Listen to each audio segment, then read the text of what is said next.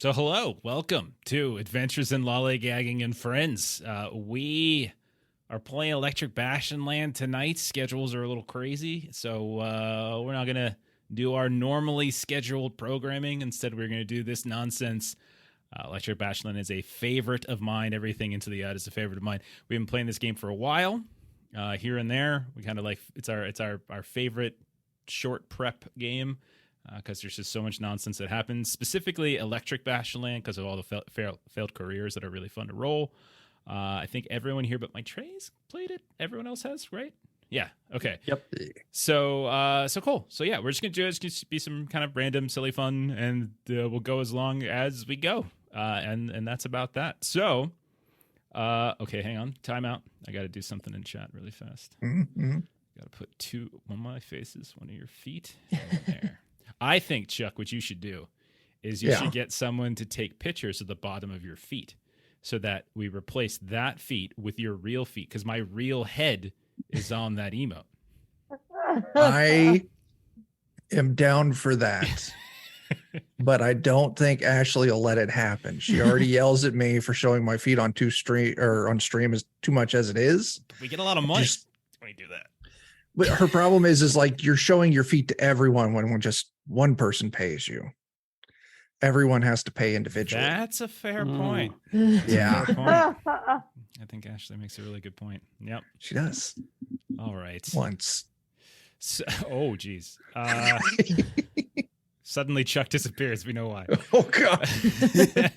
So yeah, we're going to get started. We're just going to jump right into character creation. We're going to do character creation on stream. Takes 5-10 minutes max. Super fast, super easy.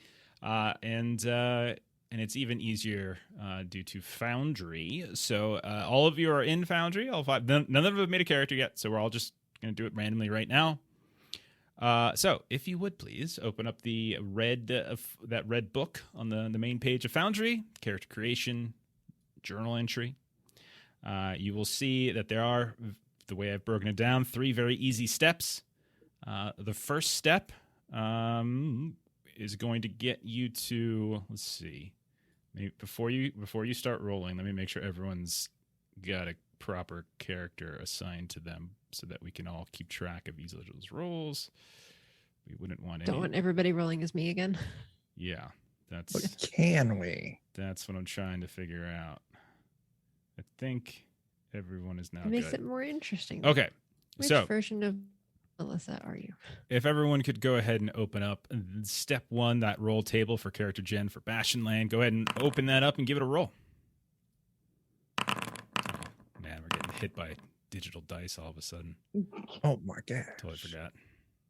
Oh, I've got more hit points than last time. Okay, so let's see. Oh, boy.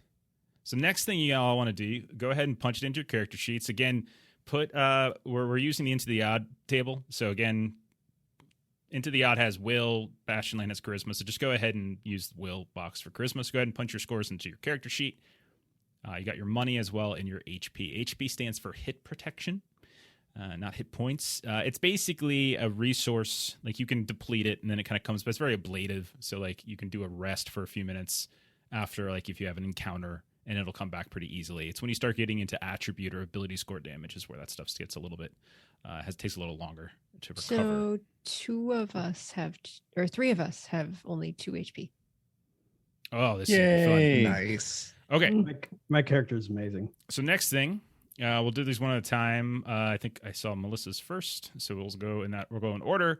So next thing we do is we look at the matrix, the failed career matrix. We look at lowest ability score across the top, highest ability score across the left, and we find what number failed career you got. Melissa, your lowest 9 ability and score is a 13. 9.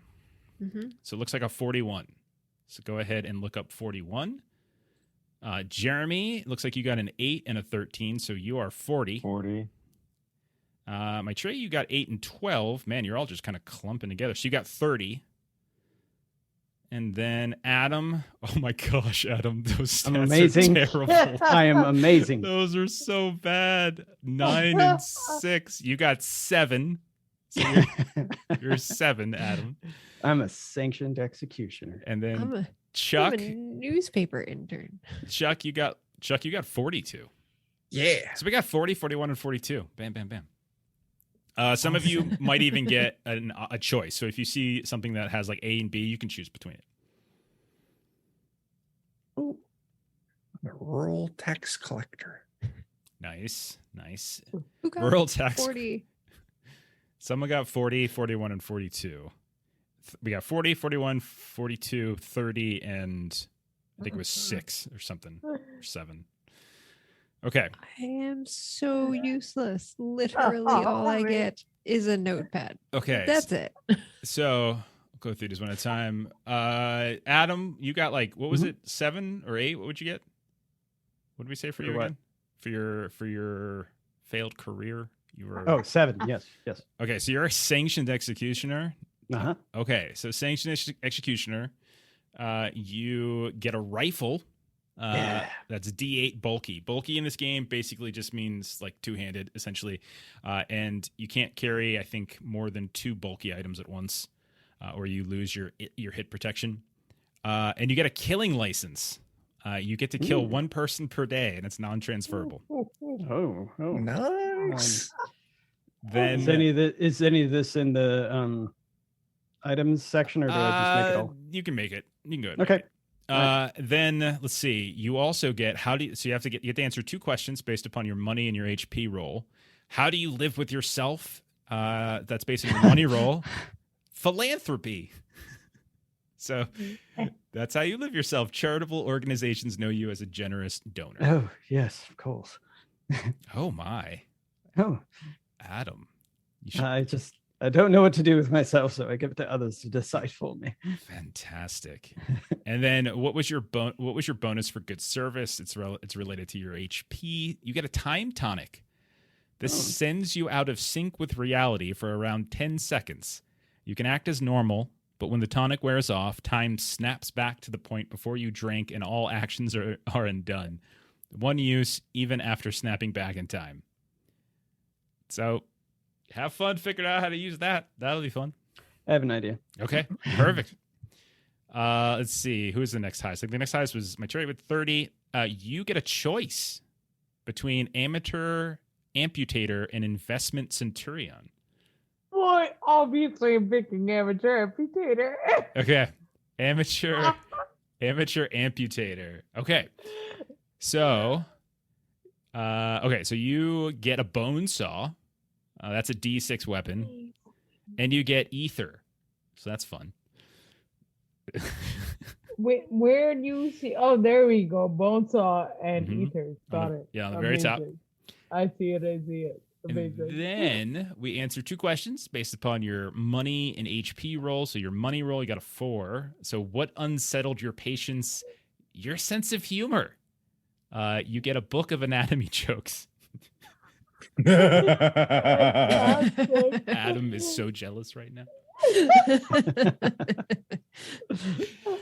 And then for let's see, what'd you roll for HP? You get so what else did you bring to work? A hook in place of your offhand. So you don't have an offhand? But I have a hook. You have a hook hand. Oh, that's great. I use the hook to hold skin open when I'm doing the vivisection. Okay. So you have a bone saw that you get to carry in one hand and a hook in the other, and you get a book of anatomy jokes. It's wonderful. Okay. All right. Next, I think was 40, right? We had somebody who was 40. Mm-hmm. All right, Jeremy. Revolutionary duelist or expelled lamplighter? Oh, I'm totally doing revolutionary duelist. Okay. I'm Chauncey. Dude, I love the art for that one. Field revolutionary duelist. I have puffy clothes and a mirror. I also have a compound bow which does D6 damage and it is silent. Wonderful. And more importantly, I have blinding powder, which some of the street kids would call pocket sand, but mine is far superior. That's really good, actually. Dex save or blinded for 1 turn. Oh my god. I love the art in this game too. Oh my goodness. Yes. It's so good. So evocative. Okay. Okay, Chauncey. Okay. Fantastic. Mm-hmm. Okay, and after 40, we had somebody was 41. Is it Chuck or Melissa? Who was 41?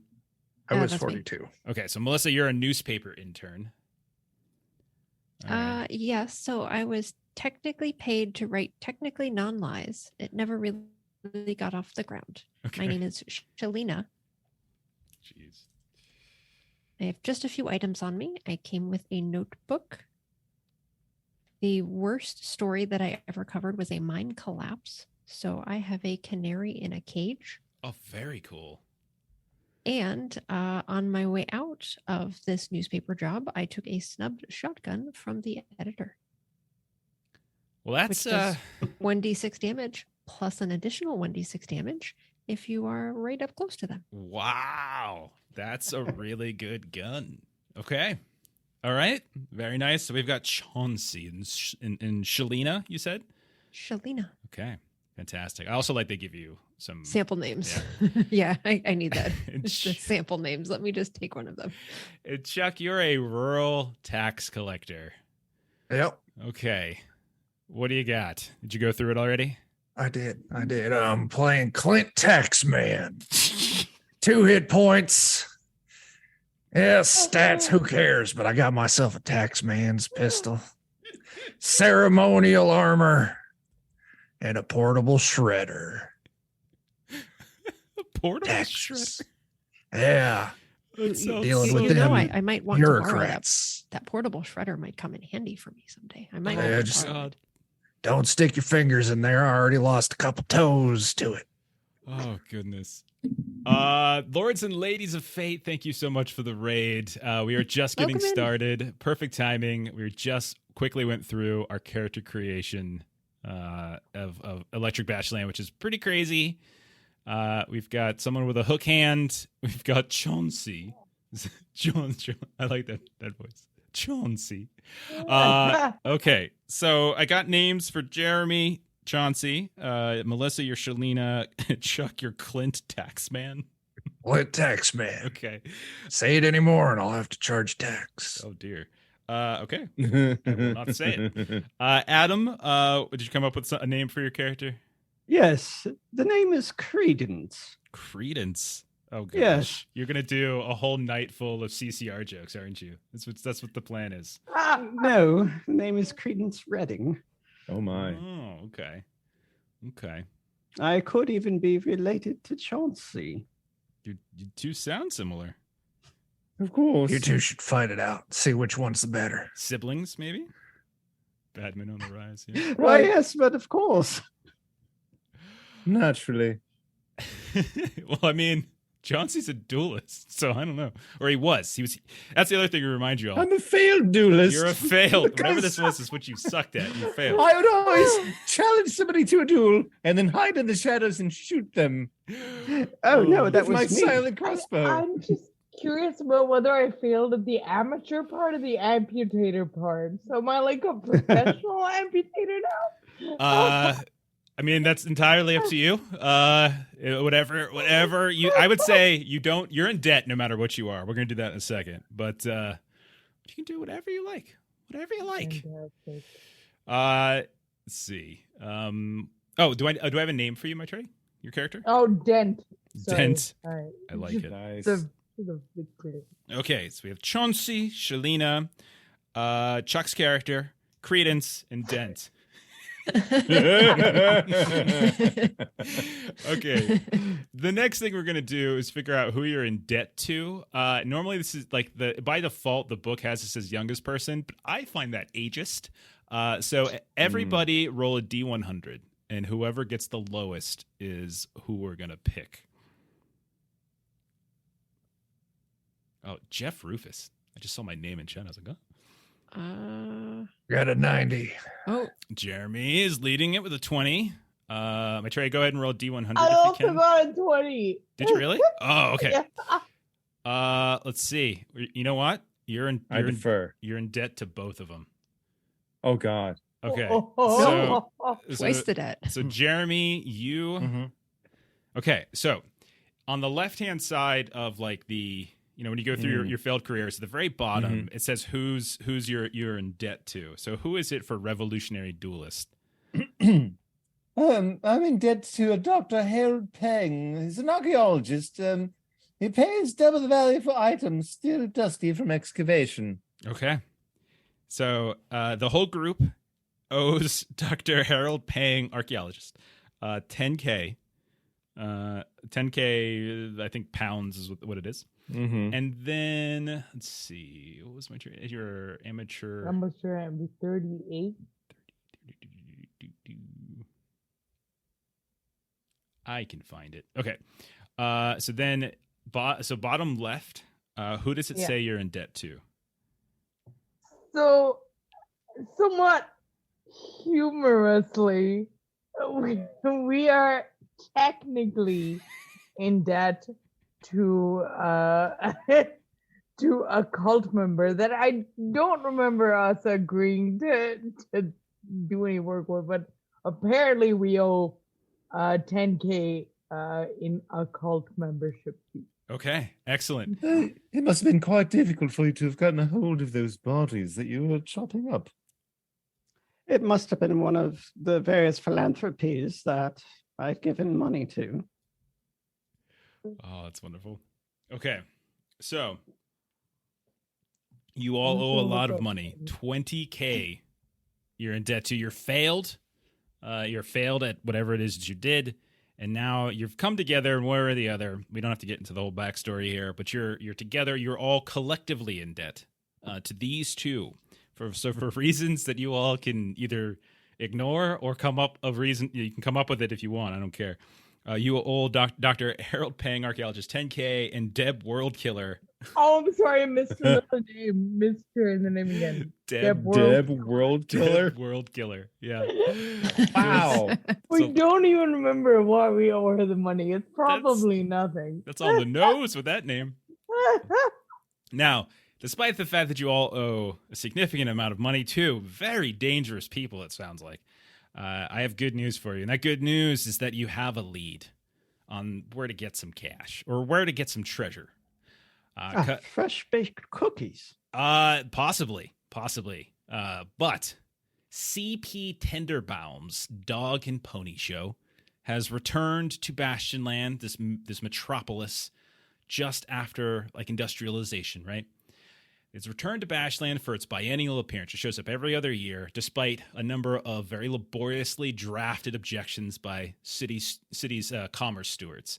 Now, the show has made camp on the fringes of the Painted Tongues Borough, sequestered on these industrial zones left vacant since the inevitable and unbridled defilement of the Immaculation Emporium.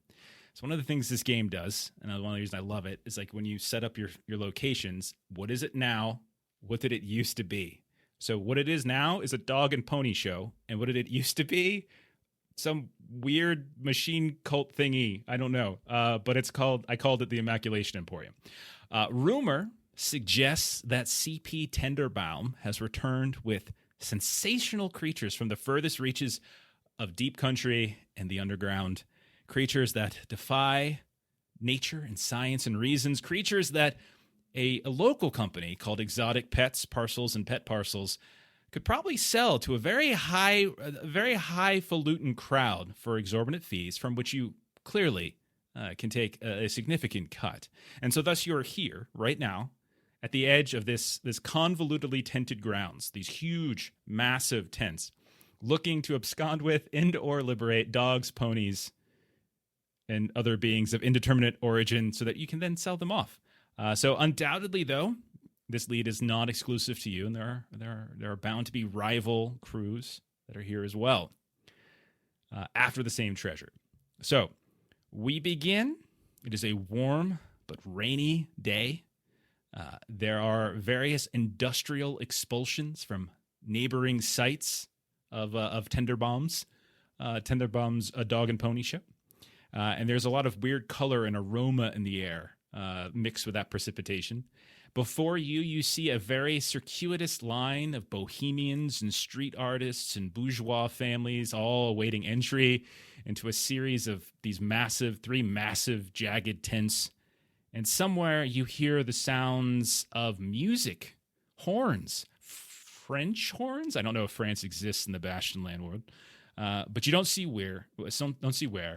And the the line is moving imperceptibly slow. What would you all like to do? We got to get in here, right? The line's slow. I got a Really, I'm just solution. going. Oh yes. Last person in line, I'm going to go up. Hey, I'm Clint Taxman, rural tax collector. Hi. My name's... I was looking over my records. What, me? What? Yeah, you. Records? Yeah, I just need you to say your name for me to confirm that I got the right person. What? Don't you know what my name is? I know, but now we got to know if you know. But I know what my name is. Well, then what is it? Well, if I tell you that, then you're going to try to text me, aren't you? I know how your kind works. You're not very good at Listen. this. I'm great at this because option 1 is me ask you nicely. Option 2, I'll brandish my tax man's pistol. Yeah. Roll a charisma. Let's do our first test. Roll a charisma test. And are you brandishing the pistol? Oh, yeah. Okay, you can roll it at advantage. Clint then. Taxman. Clint Taxman doesn't fuck around. Roll a charisma. You can roll it at advantage. So it's equal to or under. That's how this game works. You roll D20 First equal to one's or a under. 19. Okay, second one. 14. I failed both of them. Okay. Ah! And you just see that they turn and run. They just run off in the distance. They're running towards one of these like bordering and like vaguely industrial locations, like that you can see, but beyond the mist and the rain. And they're like, "He's got a gun! He's got a gun!" And you see a handful of other folks around start to freak out as well. He's got a gun! He's got a gun! And suddenly there's a bit of a scattered stampede that seems to be sort of moving off in different directions. All right. Now step up in line. And so you all have managed to probably move up, I would say, a quarter of the way forward. It's a very, very long line, but Chuck's character has managed to get you a quarter of the way there. Well, I could move us ahead by one person, but that would be the waste of a license. Just kill one person. Okay. I suppose if we ever want to know what if, I can help us. But playing the what if game has terrible consequences sometimes. Terrible. So Shalina has pretty high dex and she has a notebook. So I would like to start like ripping off pieces of the notebook and make spitballs and try to annoy people out of line. Okay. So I'll say you start turning them into little spitballs, and are you just flicking them at people? Like you probably don't have a straw. You're probably just flicking them at people. Is that right? Yeah, I suppose I probably don't have a straw. Okay. Amazing. All right. I'll tell you what. This is going to succeed. So you managed to make your spitballs. You managed to hit people with it. That's not the problem. What I would like you to roll a dex for is to see whether or not anyone sees you doing this. Sure.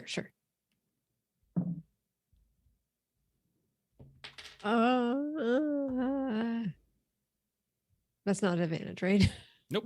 That is an 18 over 13. Okay. 18 over 13. Okay, you do manage to hit several people, a few of which you see like you're not entirely sure exactly who they are, but they're dressed in very flamboyant clothing, like super patchy colors. You all have wandered around this borough before. It's known to be very artistically driven with a touch of industrialism. And you know that not too far from here, there's like all these different, there's like a whole street of like painters and street performers. And then there's like this fancy club as well. And you can see that they're coming up to you. They don't look particularly intimidating, but there's three of them. And one of them looks at you. You there. Why is it you're shooting these spitballs at me? What is wrong with you? That is very inconsiderate. It was not me at all. And so Shalina's going to hold up the canary in the cage. It was all her. She likes to spit at people. But we saw you do it. We looked around and you looked right at us and you spit these spitballs at us. I when I hold her up and then she does something and she's naughty, then I kind of put her down, and so you just didn't see her. But it is a canary. They do not have lips. They cannot spit. Birds cannot spit. What is wrong with you? That when you train them, they certainly can. But you trained your canary to spit? It is a skill. I would like to see this. Canary, show us your spitting. Oh my goodness. Well, now you're just going to put her on the spot, and I just don't know that she's going to be able to perform on the spot, but we can certainly give it a shot. Yes. Go. Sure. Come on. What is your canary's name? A dog and pony show, not a canary show. That is true. But there are said to be many more creatures inside, besides dog and pony. There are many other creatures from all across the country. Oh, so you know a bit about what's inside. I have heard rumors. Yes. Several things. Yes. And what, pray tell, is your name? Me. My name is Ferdinand. Of course it is. Ah, Ferdinand. The name is Credence. Credence Redding. Hello, Mr. Redding. Have we met before? You look surprisingly familiar. Perhaps you have seen me perform. Ah. Where did you perform? Where have I not performed?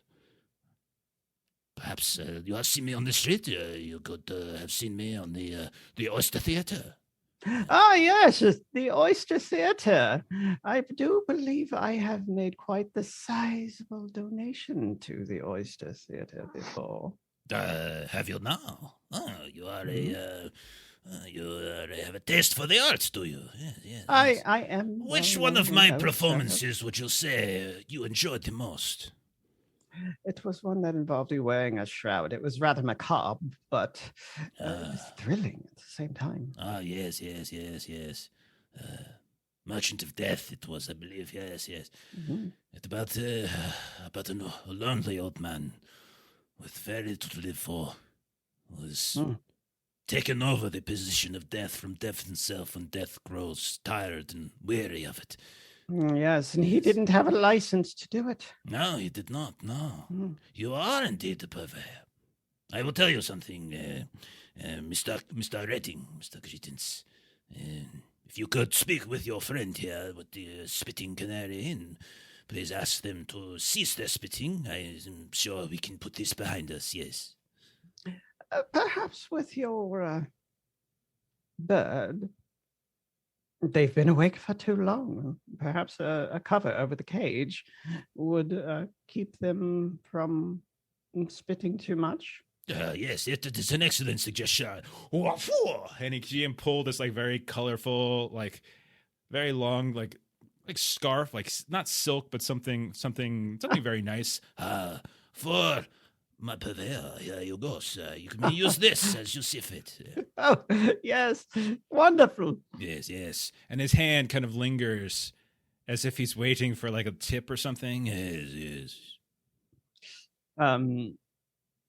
I will pull out, a small amount of coins. Yes. They are. That should cover it, shouldn't it? Thank you for your patronage. Most Hey, appreciated. it wouldn't. I got to butt in here. That looks like unreported income right there. Reported. I just received it. I had not time to report it. Why are you getting on? Why are you busting my balls? Ignorance is no excuse. It's not ignorance. I need to see your W-9s on that right now. My W-9s? What is this? What is this? Mr. Redding, is this compatriot of yours pulling my leg? I'm the tax man. I have heard of you. You would do well to remember, Clint. I have yet to give him 600 of these, so it does not need to report it. He does not need to fill out a 1099. Nah, that's not true. Did they lower it yet again? Last year with 1,000. No, listen. Under normal circumstances, that would be correct. But since we are, in fact, in the presence of a canary, bird law takes over. Oh, yes, bird law. That's correct. I forgot about the bird law. But I am not a bird. Roll a charisma. Roll charisma. I tell you what, take advantage of this because Adam's helping you out here. Since Credence. All right, I got an 8, so a pass on the first one. Yes, see if you roll. Pass on the second one. So yeah, got an 8. It's a pass. Indeed, looks at it. Such is the artist's life. How fleeting commercialism is. And he takes the pound, we'll say a coin, over from Adam. from Credence, and he hands it to the tax man. Here you go. That's right. And, it was. Don't forget, bird law doesn't forgive. Yes. Certainly, I do not feel a great sense of revelry today. I shall leave. Come, mon amis. We shall leave. We must go work for our food. Sacre bleu. And you see they just start wandering away. And so you move a couple steps forward. Now, here's the thing, though. It's like the only time you've ever moved forward is when you've managed to get people out of the line. You've never really seen the line move at any point other than when you've just started to get all the others to scatter. And you still hear that kind of that horn music kind of going off. And then at a certain point, Mr. Chauncey, Yes. you recognize a person in the line just above a bit. You see him. He is a very small associate of Dr. Harold Pang. And you'll see him standing there with two other chaps, both very tall. He himself is not so. And he seems to be carrying, beneath a very rain-slick poncho, he seems to be carrying a very heavy sap, a mattock, weapons, you see, underneath. You get the sense he perhaps is either looking for you, or maybe he is trying to get to the get inside first and get the treasure. But you see him; he does not see you. Oh, wonderful. Let us see. What do we have around? What do we have? So is it? He's with a few people, correct? Yes, he has two. There's two. There was one very short man with like weapons underneath his. You could see like kind of as he moves his poncho around. There's what looks like a big old like blackjack mallet type of thing, and then the other he's got some sort of spiky weapon too. And then there's like these two other kind of large thug-looking, big fellas. But they're not even wearing anything to cover. They've got what just looks like overalls on, and the range just coming down on them. I think It's very hot. because we've already kind of played up like this like really aggressive taxman thing that's come up, and I am sort of like a revolutionary. I think I'm just going to try and rile up the crowd. Do you see this? Look at that. They're just sending in the taxmen. Here comes the brute squad, isn't it? You shouldn't even deal with this. This is nonsense. Don't let them send in these bastards into your backyard. Have no part of it. Push them out. This is your town. This is your yard. Roll charisma. Dent leans over to Shalita and goes, maybe it's time for us to make a narrow escape. Yep. No, that's a fail. All right, so you hear like an old person up in front of you, like, what's that? What's that? The tax man? Narrow escape, I think. Narrow escape. I can't hear you there. And he kind of tugs on the person with the poncho. What's that one saying over there? And you see the guy with the poncho kind of turn around. He sees you, Chauncey. His eyes go wide. And he's like, You owe us money. Give us. and they start kind of stomping over towards you, like these two big dudes and this one small dude. And like, it's only the small. I immediately take my glove and I slap the old man in the face with it. And I say, I challenge you to a duel. You're not allowed to attack me while I'm in a duel. Okay. So the old man's like, A duel? Well, okay. I haven't been in one of these since I was a very young boy, but let me see. And you just see he kind of goes to his coat. He pulls out like one gun. Do I want to use this one? Maybe reaches into the other one, another gun. That one looks pretty good. I haven't used this for some time. Right. Now take 2 paces and know that I choose as my champion that man. Wait, what? Okay. And he turns around and so we'll say he'll fire his gun at Dr. Pegs, dude. Just 7 points of damage, which is enough. As he turns, he's like, what? He's like, champion, what? and he just gets shot. And you see him this old man just shoots Dr. Pang's assistant, and he falls down on the floor. The two big thug guys are looking around. What do the rest of you do? Like they look down, they look at the old man, they look at you guys. They're trying to figure out exactly what they want to do. You guys can act first. Actually, anyone can act first. Go ahead. Shalina's gonna just mimic Dent and just say like, "Marrow escape, Marrow escape."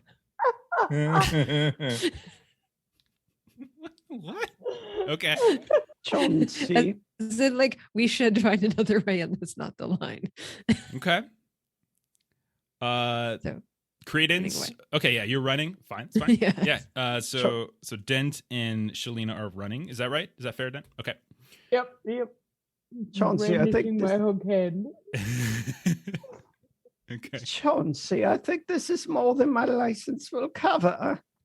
Oh, it wasn't me. It wasn't you. Old man, I need to warn you. You're in for a penny, in for a pound. You're with us for the long haul now. Me? We're on the lam together. Well, all right. I guess Come on then, covering fire. Suppress. Nah. So, my name, if you want to know, it's Tony. I used to work for, some very special people in town. And as he's talking and introducing himself, one of the thugs pulls this big old mallet out of his pocket and just whoosh, right behind the guy's head as he's talking. 6 points of damage. Like, so my name's Tony. I used to work for some very and down he goes onto the ground. Splat. Murderers! Huh? What? But he's shot. Do people see this? Him. The taxmen are murdering the old. I'm a. Do you see what they're doing? Was it- They murdered that innocent old man. Are you a tax man? Oh, yes, that taxman, as I point towards the person who away. clubbed. Yeah. The heat's too hot. Taxman vanish, and I run away. He starts running. And then, so Chauncey and Credence, the two of you are still here as the guys are kind of like, are you a tax man? Are you a tax man? I'm not a tax man. Who are they talking about? Do we run now? How many can you take on by yourself? So unless you have a specific like blast weapon, you would take on one. Oh, that was role playing. Oh, my bad. And just kind of like he'll like do the silent compound bow, like just held underneath the coat because it's not gonna be heard. So he just kind of like gut shots one of the people. Okay, roll your damage on the weapon. Nice and quiet. Nobody knows he shot him. All these middle class families are shrieking in terror. We just wanted to go see the dogs and ponies.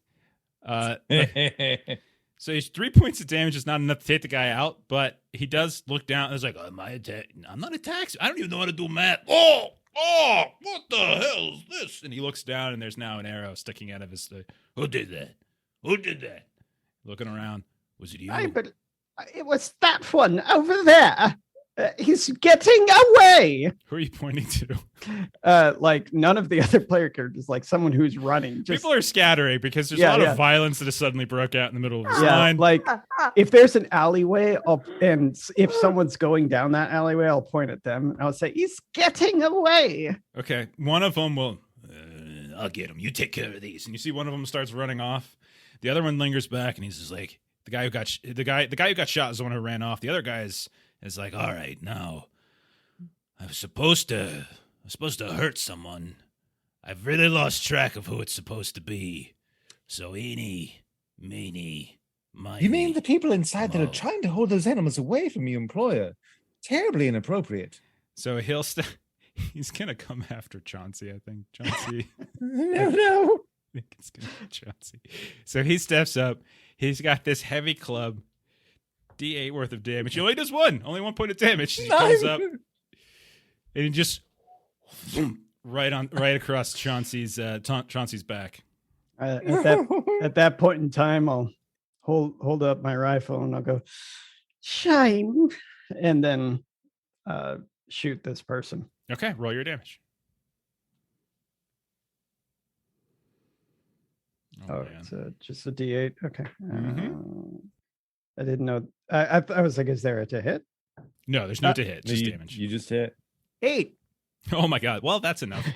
Describe how you take this guy out.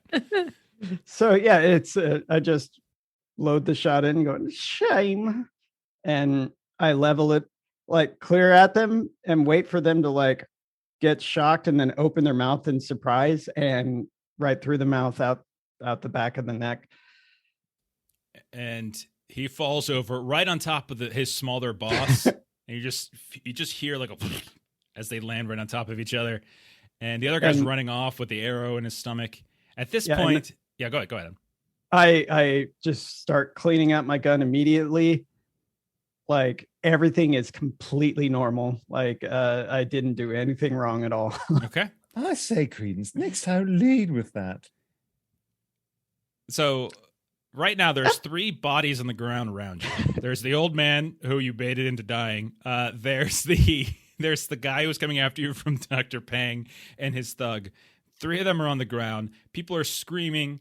Half the line has now vacated itself. You also look around, and your friends Dent, the taxman, and Shalina have disappeared as well. We'll cut over then to the 3 of them. As you've all been running in a different direction, you hear the sounds like this, like of screams and people shouting, and just it's not even terror; it's just confusion, really. And then someone randomly yelling about taxes. You're not exactly sure. So you wander. So you run out. And basically what you have here is you have this huge empty lot with a lot of like poor drainage here and there. And then you see these massive tents. And there was kind of a relatively roped line near the tents themselves, but then kind of going in a sort of snake-like fashion back towards the main street is like where you guys have been. What would you 3 be doing as you run away? I'm literally on looking for another entrance. Yeah, just like tax laws, there's always a back way in. Okay. Sure. Let's see. Okay, so you see, first of all, that there's 3 tents, and so it's possible you could try to get under or through one of them. They're huge and probably heavily tarped. But you also notice that there are all these different like sewer vents and stuff where drainage is going into. So there's always possibly the underneath things. So those seem like your 2 options if you're not going to go through the front door. I think the sewer might be the smelly option, but I think going through the sewer might be the way to avoid all of the pandemonium that was just caused by our other 2. Yeah. Yes, that's true. All right. We're going to get in that smelly tube and sneak in the back of that tent. Okay.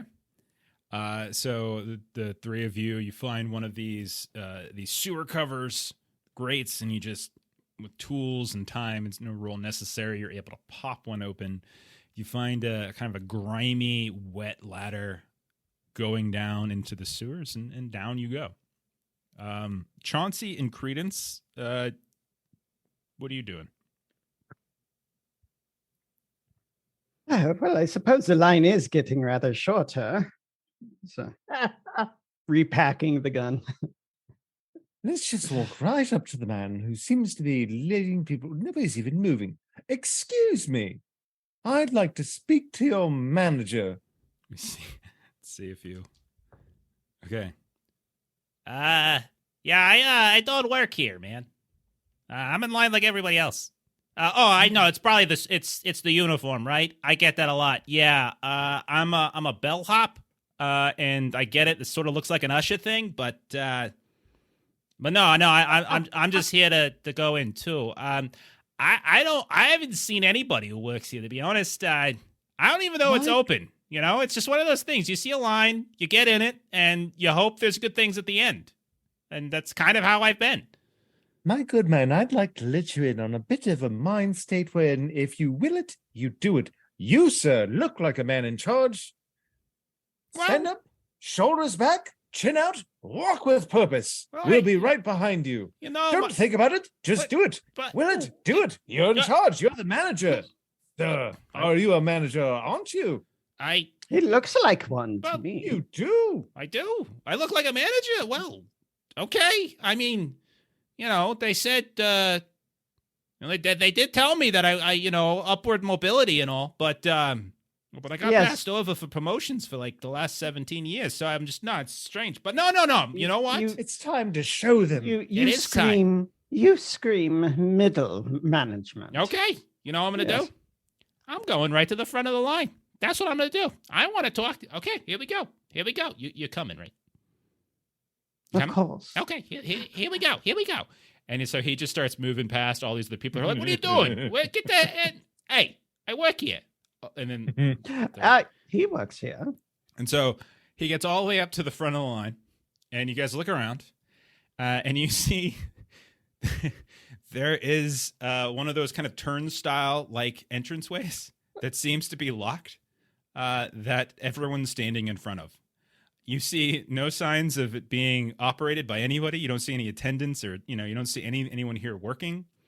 There's like various kind of roped barricades. None of it seems like you could easily just step over top of stuff, but you don't see anything here. You see a small concession stand as well. Lights are flickering on and off, but you don't see anyone working there either. Technical difficulties. Everybody stand back. We have a manager here who's going to take care of this. Just stand back. Yeah, I got this. You know what? I'm just going to push on through. That's what I'm going to do. And he walks up. Yes. He puts his hand on the turnstile, and he pushes it, and he goes, and here I go.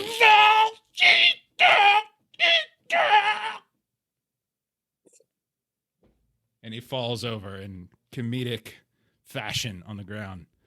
Well, One person who's like, she's like, yeah, I could have told you that. That's not the first time that's happened today, but that's fine. He'll be okay in a couple hours. what else has happened today? Well, I was like 50 back. And now I'm up. Most people just got tired of waiting and left. A few people got in fights. A couple people did what that guy did. And then when they got up, they were embarrassed or something, so they left. Have you seen anyone cross the threshold here? No. I wonder why anyone would ever wait in line here if nobody knows what's going on. It's like a weird psychological experiment. That's what I've been telling everybody. You see a line, you get in the line, you wait in the line, and you know where we're going to come and just see how many people you can get in the line. So I suppose it's time to break the people who are behind the curtain. You have enough patience, and sure enough, they'll come out and start yelling at you that you are supposed to leave. Yeah, I didn't follow that at all. I'm so confused. Yes? Is that the right answer? It is. Okay, cool. All right. Yes, with me, if you just placate me, it's always the right thing to do. Placate? What? Placate. Just tell him he's pretty. Yep. Well, he's very pretty, actually. Oh, thank Very you. pretty. And meanwhile, I'm going to be taking this wonderful middle manager. I'm going to be taking his body and slipping it right back over the thing. Here. And then I'm just going to crawl over his body while it absorbs the majority of that shock. And you do, and you're over, and everyone's suddenly like, well, I'll be freaking damned. Look at this guy. All right, everybody, let's go. And you just see as the line starts moving. Well, I quickly hop over before they move. That guy's just like, he's not in good shape. All right, so you two are over it. And let's go back to the sewer crew. So the sewer crew, you hop down into the sewers. And it reeks in here, as you might expect. There's places to walk. You see like these old kind of brick, kind of stacked up here and there. It looks like there's signs of as you're walking around, navigating the tunnels a bit, run into a handful of people who live here. You see some stuff moving around in the darkness, and but the one thing you notice up down here that you kind of only got a faint sense of upstairs is the horn sounds. You hear them, and they're really loud down here, actually, echoing. You think they're coming from down here. Oh. Well, I'm not surprised with how acoustics works and toilets and that sort of thing. I follow sound. I use my ears. Okay. Stuff. All right. I think perhaps we should let the canary out. It has been trained to do coal mine work, and perhaps it could make sure that this is safe for us. I like it. When it does coal mine work, does it have like a little hard hat and pitchfork it uses? Thinking too. Well, of course it does. It's good. If you give me a moment, I will prepare it for its What flight. an absurd question. Of course it has a hard hat to pick. Gotta make sure I can tax OSHA violations. So you open It up. is- God I'm dang so it, glad Shep. you're here to keep us on track, on the straight and narrow with our decisions. So you let the canary out out of the, and first it goes, it spits on the ground really fast, and then It is canon. It does fit. you see it start flying through the sewers. And high or low, Melissa? Hi. Okay, you see that it seems to be following the directions of the of those horns. And as you try to kind of call out to your bird to get it to, hey, slow down, it won't. It just speeds up. It's like it's really, really interested in those. It's almost as seems as if the sounds of these, which you now would recognize as some kind of sort of smooth French horn, is just sort of calling it. And eventually, you catch up to the canary, and when you do, you see that it's been poking its beautiful little beak on what looks like this big old heavy duty door in the base of the sewer, and it's trying to get through, but it can't quite do it because although it can spit and it can do minor laborious coal work, it can't actually open doors, and so you do see there is a door in front of you. And so Shalina's going to go up and just sort of pat it and just we'll take it from here. Thank you. And so she'll put the canary back. Okay, goes I back am inside. not particularly strong, but maybe one of you might be able to maneuver Maybe I that can door. use my hook if it's locked to pick the lock. Sure. Yeah, that sounds painful. Yeah, let's totally do it. You get the hook out and you're just moving your forearm around in all sorts Yep. of terrible angles. Yep. And probably it's less if you pick the lock, but maybe you just damage it enough to where it's gonna open whether you want it to or not.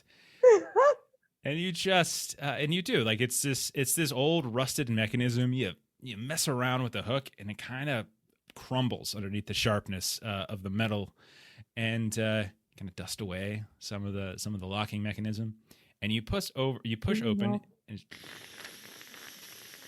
this like heavy door, and then all of a sudden that sound of those horns just goes on full blast as you just hear over and over. Inside, as you look around, you can see a few things. The first thing that you notice is a very large, bright church sign, it seems like, that says the Immaculation Emporium. And you can see that there are like those little replacement letterings that's just referencing like all sorts of strange scripture. But when you look at it, you realize like none of it seems consistent with any scripture from any holy book that any of you might have read. It just sort of seems weird, and it's talking about kind of binary, and it's talking about routines, and it just doesn't really make sense at all. You notice a very colorfully lit tabernacle, and that seems to be built out of various recycled chunks of concrete and metal and stone. And you also see what looks like a beautiful, large circular lake that seems to have atop of it about a dozen dog-size frogs that are sitting on these lily pads. And every now and then you hear come out for them, and you realize this was the horn sound, this cacophony of frogs down here. What would you like to do? You know, considering all the horns, I really thought it was a bunch of skeletons playing trombones Ow. That one hurt. I don't have to do a thing this episode. Well, God. That was my contribution to the thing.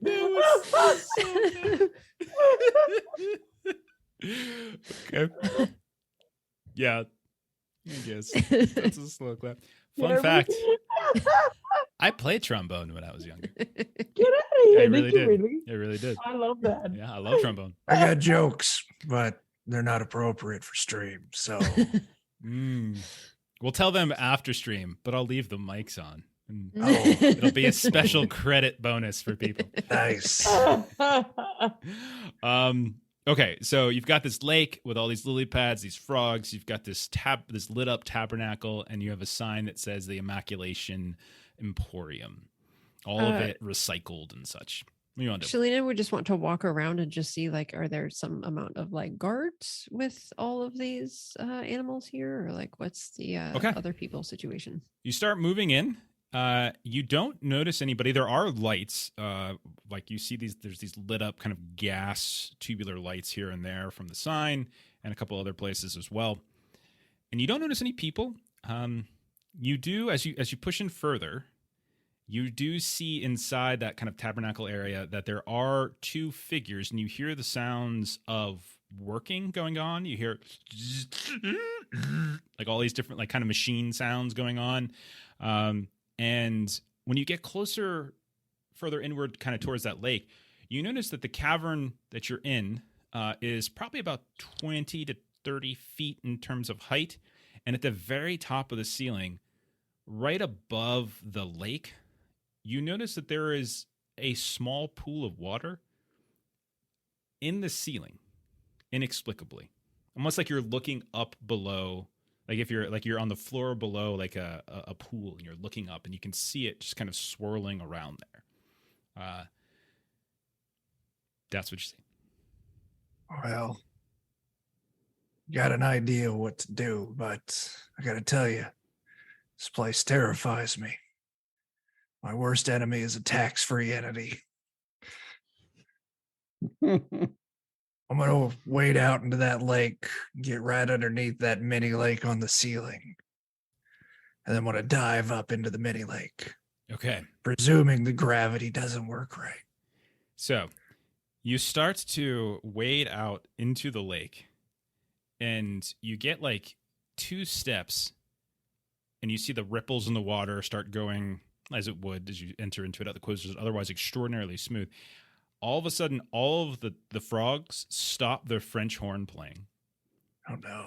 And Shalina and Dent, who are probably a little bit further behind as the taxman had moved up, you hear the sounds of the machinery inside that tabernacle area suddenly stop, and you hear, no.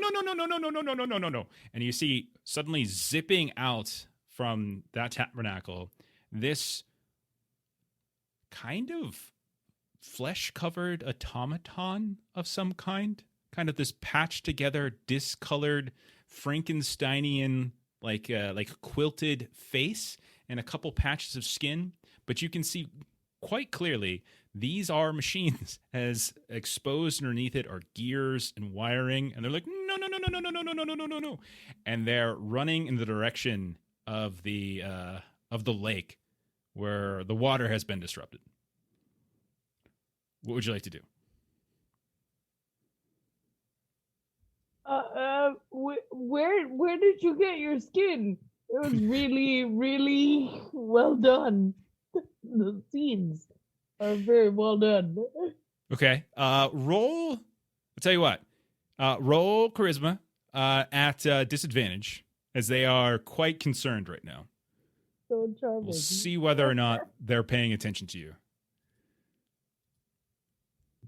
Okay. That it's not fucking good. I got a two on the first and 9 on the second, and 8 is my thing. Okay. Yeah. That's really close. So what I'll say, one of them slows, stops, turns to look at you, as if it's kind of making some sort of assessment. You can tell that their eyes are made out of some beautiful pearl. Like they're just these glowing, bright golf ball sized pearls. And they light up, and you can see like they're sort of shifting and moving as if they're scanning you. The other one is speeding towards the taxman. Shalina, what are you doing? Oh goodness, gift subs. Shalina is going to run over to kind of put herself between Mr. Taxman and this android that's coming in, and she's going to present her snub shotgun. I do believe that we need to have a conversation here before you move any farther forward. Okay, that's what you're doing? Yes. Okay. It will then, since you put yourself directly in its path, it will then, you see as kind of folded into this torso where its arms kind of like it was kind of coming out in this direction, one of them just wrenches free, and you see this lengthy, basically a like a bowling alley gift grabber kind of reach out at you, and you hear it say craft, decraft, craft, decraft, and it kind of reaches out in your direction. You will take, I'm rolling terrible, 1 point of damage as it takes that grip, and you feel the metal just sink into your skin, pierces and makes blood. Then we'll say that's one round. Okay. Now we're gonna start up. All of you can go beforehand. So just to reset, Chuck, as the taxman, is a couple feet into the water. There's all sorts of rippling. The frogs have quieted. We've got Dent, who has lured one of them away with a curious question. Don't know if it's aggressive yet. The other one has reached out and grabbed the arm of Shalina, who has brandished your shot. You have brandished your shotgun in front of it. So what do the three of you do? And if you're going to attack, you got to say what you're going to attack right now. Everyone's got to kind of decide if that's your decision. You don't have to. I'm just saying that's the rule. Well, I don't think I'm going to attack them, but I am going to run over to one of these frogs and hold it hostage. Let Shalina go, or the frog toots its last horn. Well, you wouldn't want to make the frog unhappy. Oh God. God. Damn it. Can I change my action to taking myself hostage? Yes. Okay. You're doing this because of the joke book, right? Like, Absolutely, yes. I don't remember the punnage. Okay. Chuck, you're taking one of the frogs hostage. Okay. Yeah. You climb up on top of one of these lily pads, which you realize, Yeah. by the way, are perfectly circular, just like the lake, and are very springy as you get on top of it. And you feel a great sense of heat and warmth emanating from this dog-sized frog that you are holding hostage. Do you have a weapon or something that you're holding to its throat? Yeah, Or- I got the taxman's pistol. You got the taxman pistol up against the head of this frog. Okay. Let her go. And as you're right next to us, you can feel like the skin is slimy and warm. And you also notice that there are patches of the skin that don't seem to cover the very clear machinery that is underneath the skin. Oh, no. And Robo then frogs. it's a robo frog. I called them frog bots, but robo frog works too. Maitreya or let me get your character names. Dent or Shalina. What are you doing? Shalina, go ahead. You're attack king / big attack. So you should go first. That just took out half of the HP that Shalina has. I And rolled we can go a into 1 strength, on a but- D8. That's hilarious. Okay. Yeah. So yeah, I'm right up against this thing, right? Like I've Yeah. got my shotgun like Right on at it. top of it. Yeah. So that's a D6 plus a D6. Oh, okay. That sounds like a lot of potential damage. Yeah, well, we'll see how the roll goes. Okay. That's a 4 and that's a 1. 5 points of damage? Yes. Okay. You get the snub nose shotgun, and you just explode its torso. You see all sorts of this repurposed flesh just kind of rips out, and then it's just this metallic mechanical innards. However, you can see that the innards are still working without any issue. Then Dent, you got one right in your face. Hasn't attacked you. Right. I'm not gonna attack, but I'll put my hands up and Hand. one hook hand. One hook hand and one hand. You're gonna jazz hand. Yes. We're just trying to get to the dog and pony show. We're just trying to get to the dog and pony show. Tell your friend to back off. And you hear I'll give you my book of jokes. You hear it. I've memorized all of them anyway. It's fine. You hear it like immaculation level 70%. Is it scanning you? 70. I'm like 100% immaculate. Excuse me. Re-immaculation necessary. as you hear it kind of say it. That's its turn. However, the other one is going to reach out and it's just going to you feel it just tug on your arm. Just tugs on your arm, all gentle like. I'm pulling terrible damage. 2 points of damage. To whom? To you. Oh, to me. Okay. Yep. The one. So that clears out my hit points and takes one out of my strength. Okay. Then. Oh, is that how it works? Yeah. Okay. So hit points very easily come back if you can get out of combat and rest for like 15 minutes or something like that. But if you take attribute damage, that's different. That basically for this, unless you get some sort of item, you're kind of down it for the rest of the adventure. Got it. So then the tax man who has taken this frogbot hostage. Yep. Okay. Roll a strength save. This is gonna be contested against its strength All right. as it tries to leap. Oh, God. Strength on strength action. Rolled a 20. That is a crit fail. Oh, no. I did bad. Did real bad. So Oh, no. this thing like kind of sits back on its haunches and then leaps. You temporarily hang on to it as it seems to be just kind of diving across to a different lily pad, but you don't make it all the way across with it. You fall a good 5 feet, 10 feet down into the water. As you're falling, though, you do notice that there is this curious shadow that seems to be moving about in the water, a very large one indeed. I don't like it. And you splash right on top of where that shadow is moving about. Okay, so that is the end of that round. So we've got Shalina, who is about to get her arm ripped off.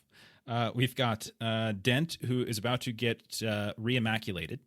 And then we've got the tax man, who is floating in the water with who knows what below. Oh, no.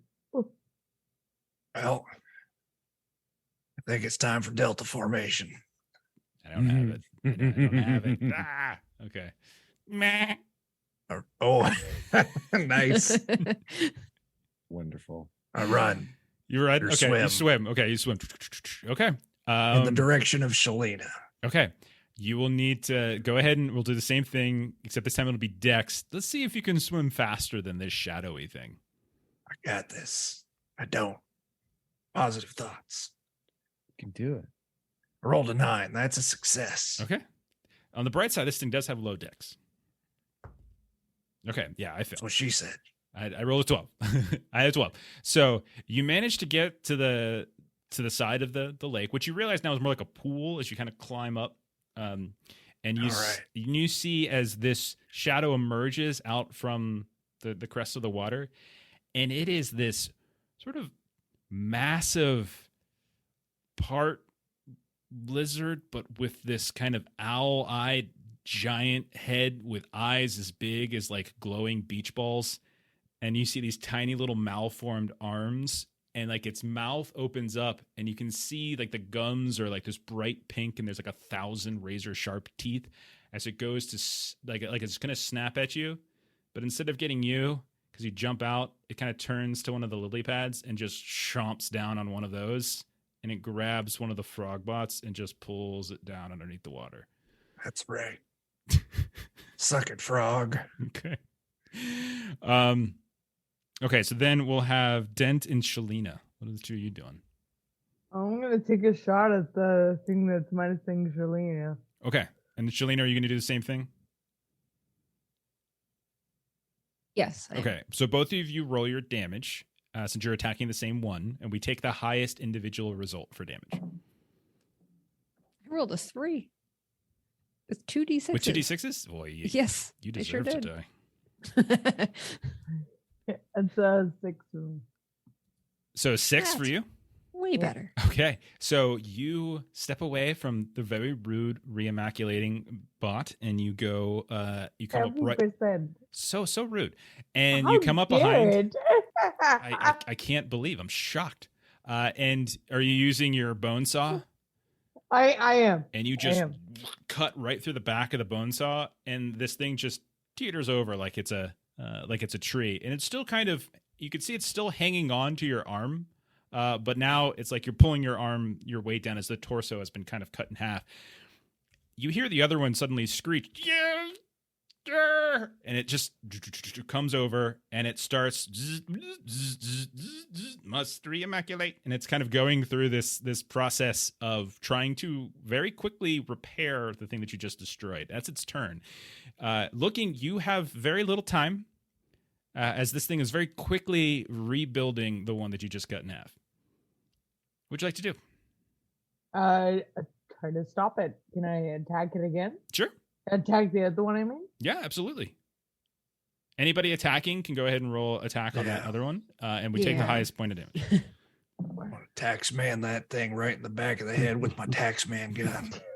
Do it. All right. This roll was an 8. Oh, that's not the wrong bit. I Nice. rolled a d20. That's not right. That there's Yeah, cheating. I've just been rolling a d6 for my bone, so That's fine. Yeah, Right. that's perfect. okay. Got a 3.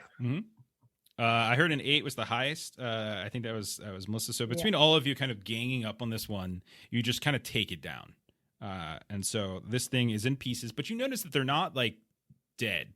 They're just slowly in this process of trying to repair themselves, but they're doing it extraordinarily ineffectually at this point. They're scattered into pieces. You would probably give yourselves time. You have time at this point, but it's just a question of what you want to do. So you have the different pieces. They have those really bright, pearly eyes that might fetch a nice penny if you snatch them. Yeah, that I was definitely thinking about. Let's do that. There's 3 of them, right? So There's 6 2 of more? these things, so 4 total eyes you can grab. 4 eyes. Yep. All right. So each of Didn't those. you do like the I do, but I'm no good at the finesse stuff. I'm more structural. I would be more than happy to extricate them from their heads for you if you That would like. be wonderful. You know Yeah. why they couldn't kill us, right? It's because they're Okay. machines and they didn't have the guts. Hey, did Oh. do I need to roll for the removal of these eyes? And if I destroy any in the meantime, How am I getting heartburn from her jokes? That's so weird. Thinking about throwing the tax man back in the pond. Would you say, Melissa? I'm sorry, I missed it. would you like me to roll Dex to see if I retrieve these eyes without? No, breaking no, them? no. You're fine. You're fine. So you get their eyes. You have their eyes. That's pretty good. Okay, all 4 of them go to Dent. Okay. So you go ahead and take those 4 eyes. So you don't really see any other exits out of here other than the back the way you came. You do see, again, there's that pool at the very top, and Taxman, you would know that those lily pads were very springy. I bet we'd be like frogs and jump lily pad to lily pad and then jump right up into that pool in the ceiling and then swim up, because that's what I decided is possible. Well, then we shall start with the jumping now. Okay. All right. Also, if one of you wanted to try to roll up one of these lily pads, it's a bulky item, but you could potentially grab one of these things. Oh. I am feeling weaker than I was when we started, so I might not be the best person for this. Okay. Oh, I can't got take it. anything from this place. It's still tax exempt. I'll grab it. Okay. So I say with you all taking out these two machines, there's no real immediate pressure for time. The frogs just seem to not really pay too much attention to you, and that creature below already missed its chance to take out Taxman. And so you roll up one of these lily pads. It's bulky. Be careful. You can't. I think you can only carry. I think it's like 2 bulky items at once or something like that. And I think the third makes you like brings your HP down. So as long as you're only at 1, you're fine. But the 3 of you hop, and then up you go. And not unlike what the taxman suggested, except it was less about diving and more about leaping. You start swimming up into this pool. Nice. We will cut from you all, and we'll join the crew that came back through the front door. Why is it we always split the party? It's amazing. It's the best thing to do. Always split the party. Every time. So you all, along with several other people, have smashed this poor future hotel manager to bits as you've used him as a stepping stool over top of that. You see other people have scattered. There's 3 very big sort of overlapping tents. There's what looks like these smaller little booths that are completely unmanned that are probably for games of some kind, but no one's there to man them. And then there's like this huge refreshment concession stand as well, where people are just kind of sneaking behind and grabbing whatever they want. What would the 3 of you like to do?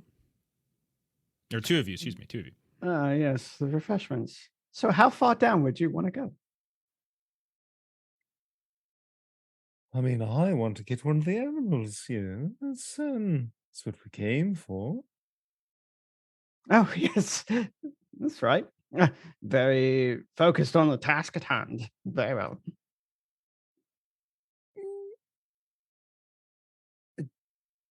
Do we tell them that there's a buy one, get one? Just they stay focused on the refreshments while we go down. Ladies and gentlemen, the management would like to let you know drinks are on the house. We're terribly sorry for the wait. I know it's been so unpleasant, but you deserve these refreshments. Feel yourself. Be happy. And the show will commence shortly. We promise. One very large, very muscular woman with a long braided bit of hair coming down her back. She walks over to, she's got this hefty kind of cane that you think is more for show. And she says, "You're the management, huh? You're the management. We've been waiting that line all day. People are dead, sir. People are dead. So 2 for 1 is not going to cut it." I'll have you know the management is dead. I killed the management. Look at him over there. He's jolting around. This is a revolution. But you just said that management. New management. And you. Look at you. I need a captain in this workforce. Yes, You see. look like you have leadership potential. Yes. I put it upon you, my good lady. Well, What is your name? I am a shift supervisor over at the meat and cheese factory. Yes, you scream lower management. You do. Do I? Get these mongrels Yes. in line. Interesting. Well, okay. You control the line now. Do you have any benefits for this? And what's the annual pay? Why, it's 10,000 a year and all the vendor trash you can eat. But why would I want to eat vendor trash? I'm just saying it's part of the package deal. Tons of people throw away things that are still perfectly salvageable. That is twice my salary over at the Meat and Cheese Consortium. And even though most of it is trash, some of the trash is salvageable. That is Yes. true. And think about all the sodas that just get dumped out when they don't get sold. Think about all the popcorn that just gets thrown away. You could have that soda. You could have that popcorn. So you're saying I can take the concessions that people That's right. don't fully eat, and I can resell them, third party like. No Of cut, course. no cut back to this place. New management doesn't take a cut from it. Of course we That's- don't. That's what the revolution is all about. Well, I'll tell you what. I will tell you what. You've got yourself a deal, sir. Puts out a big old hand. Goes to shake your hand and squeezes it. You feel your bones. Oh, yes. Thick, You have heavy. such a strong personality. Thank you. Thank you. Okay. Now, what do I do? She turns around and starts walking over towards the people. All right. Let's put some order to this place. And what do the two of you do while this happens? Running away. Do you remember her name? Brunhilde. Oh, I thought it was Beauregard. It's a B. Yes. Well, you sure to give your ID card to Beauregard. And I skip off a little bit. Okay. Where did the two of you go? Shall we? Why are we here again? To steal these strange creatures and sell them. We're supposed to find some sort of fancy animal and take it for money. I think. Wouldn't we need a cage? Isn't it? Is that why we had Shalina with us? I bet the animals will be near cages and it will all sort itself out. We just need to go further. Yes, if only she were within spitting distance. Well, let us carry onward. We'll keep an eye out and see if we run into them. They're clever enough, aren't they? Oh, I'm sure they're fine. Absolutely fine. Yes. Why, they've got Clint Taxman with them. Oh, yes, very capable, quite capable, that one. But the true brains of the bunch, to me, appears to be Dent. Can I be honest with you, brother? Always. When were you not? Dent scares me. Oh, yes. Yeah, quite a trifle in my stomach as I face her. Yes. Mine, it's just every time. Her hand. Yes. Did she do that to herself? Her and no one else. In my head, Chauncey's talking about the normal hand.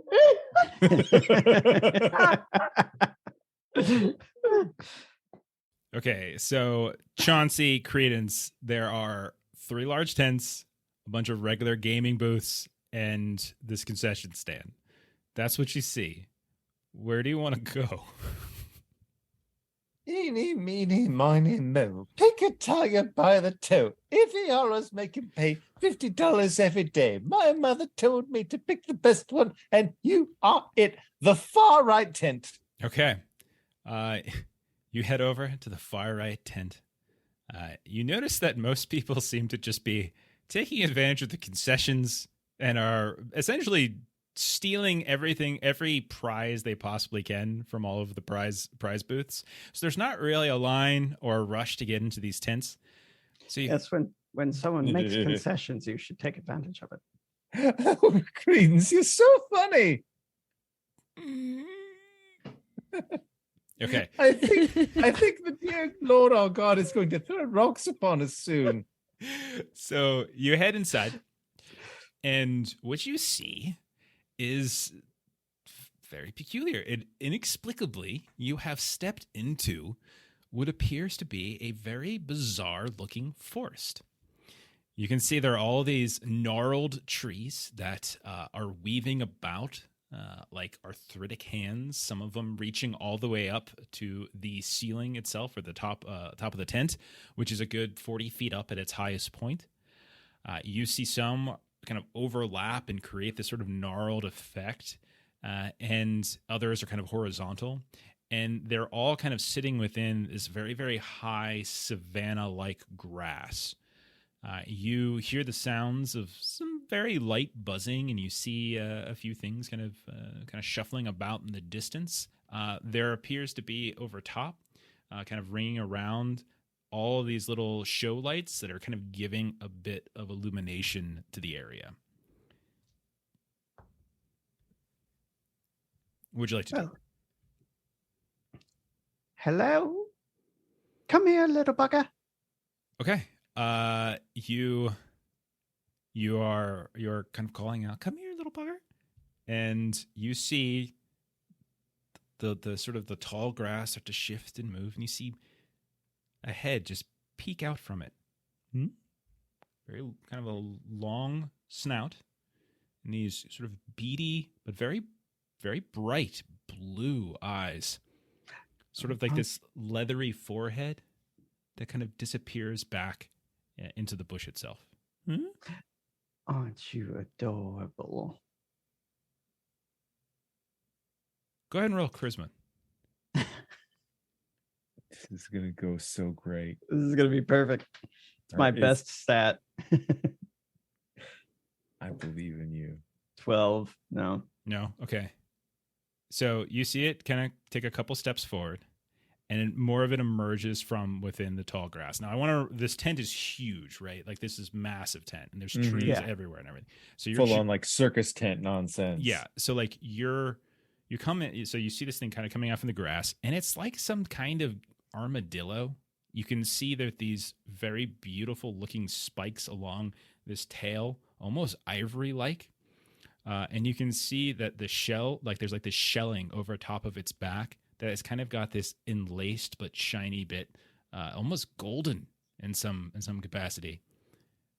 But as Credence, you kind of move a little closer to it, and you're, come here. You see as it just sort of stops, considers you for a moment. You see suddenly its eyes get even beadier. It turns, it lifts this big old tail with all the spikes on it. Blinding powder in those big blue eyes. And you hear like a very small motion, and you just get really, really woozy. Go ahead and roll a strength test.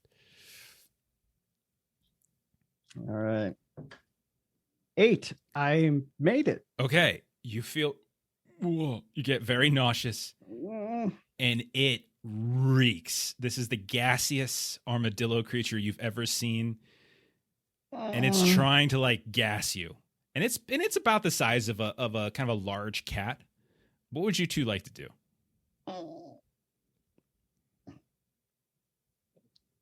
That was its turn. You two can do something now. I'll let Chauncey go first. You smell it too, but you're not right up close, so you don't have to do anything. I do have some rather poofy clothes. I assume, like, I've got my shirt and probably a jacket. I'm going to take my jacket off. Ooh. Then I'm going to wrap that little bugger up in the jacket as best I can. Okay, this is going to be a contested dex. So you roll your dex versus its dex, and we'll see what happens. Okay. Do this. That is a success by 10. That is a fail with a 15, just barely. As you manage, as it seems to be a little bit focused on Chauncey, as it turns around and is sort of shocked that it hasn't done anything. Like its patented skunk-like effect has done nothing to Credence other than make his face scrunch up. And you quickly take that opportunity to just swoop down, and you have now a very, very fancy, very gassy armadillo wrapped up in your clothes. Well, victory. I say, you did certainly put your best face forward in that one, didn't you? Yes. I'm afraid, though, I'm aghast. Oh, Credence. Shall we check the next tent as well? This tent is yes. enormous, Good by the enough. way. I just like you guys have literally seen the first 10 feet of about a 200-foot diameter giant like foresty tent. Oh no, we've seen all there is to see here. Clearly. Let's get to the middle one. Guess the worst. Okay, we're gonna cut over to the other three. Sorry. No, it's all good. We're gonna cut over to the other three, who you were last seen pushing up through, kind of swimming up through a pond. when you kind of pop out, you, strangely enough, look around and you see you're covered in water now. You see you're in a forest. Gnarled trees left and right. Heavy savanna-like grass. You hear the sounds of things kind of moving about here and there. Some shuffling there. You see lights overhead. And when you look up, you see you are within a tent. And there are these large globe lights hanging beneath you. We made it. Let's go steal something. Shalina's gonna let the canary out and just sort of hold it and whisper to it, "Go find the brothers." And then she'll let the canary go to find Credence and Chauncey. Okay. So you send your canary off. And yeah, the rest of the other three, the other two of you, I should say, while you're kind of talking to your canary, you hear a significant amount of rustling in the heavy grass near this pond. And you hear almost what sounds like turkey gobbling. I think I hear the brothers. But it's oh god. But it's it's metallic. It almost sounds like when you lag on Zoom. It's like I get the tax gun ready. You see starting to move about all of the sort of that heavy grass is swaying here and there. And you see these dark creatures, not even taller than the high grass. The grass is probably about maybe 3.5, 4 feet tall. And you can kind of see moving about what looks like these dark, what almost effectively looks like a sea urchin on legs, just moving about within. And you hear, and it's like this cacophony. There's more than one, and they're echoing. God. Those things look spiky. I still can get any money for them. I don't see why not. You can eat regular sea urchins. Why can't you eat land sea urchins? I'll go try and kick one's leg out from under it. Okay. So you step a few feet, and as you get up close, they're all kind of appear to be poking around and kind of tearing. You can see they're tearing through something on the ground, some recent kill or whatever. And as you step up, you go to attack one. Go ahead and roll an attack, except roll it at disadvantage. As when you go to reach back with your foot and kick, you realize pretty much anywhere where your foot lands, it's gonna hurt because those are some spiky looking quills. A lot of spikes. Yeah. Is this dexterity or strength? This is a dex save. Yeah. All right. You're gonna hit no matter what. It's just a question of whether you take damage back. Oh, all right. So should I be rolling a d20 on this? Roll a d20 for your dex save. This is just to see if you don't take damage back. I pass. Okay, so then your kick will go through without hurting your foot. Roll your damage. So if you're just doing unarmed, I think it's a d4. All right, I'll roll a d4.